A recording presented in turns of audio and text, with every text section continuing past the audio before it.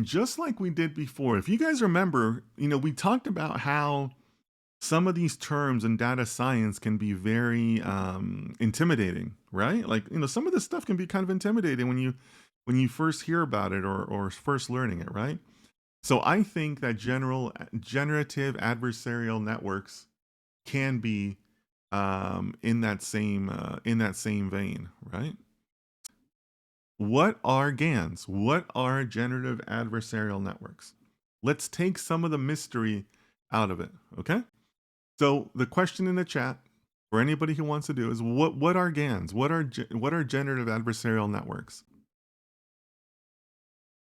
Um Starry Vibes says is a type of neural network where a generator creates fake data and a discriminator tries to detect if the data is real or fake. Okay.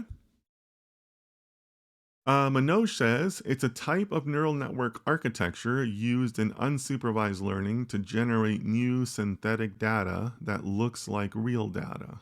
Okay. Starry Vibes is adding to their previous answer, saying this helps the generator produce very realistic data like images, audio, etc.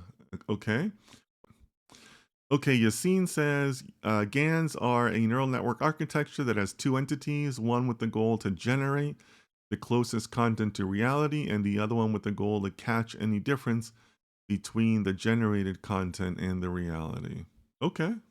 So far, I'm on board with Yassine's answer, right? So let me read that again. GANs are a neural network architecture that has two entities, one with the goal to generate the closest content to reality, and the other one with the goal to catch any difference between the generated content and generated content and the reality. Okay, so Michael is hitting on a really important part there, that the reason why we are talking about GANs is because GANs are very, very central to the advances that we've had recently in AI, right?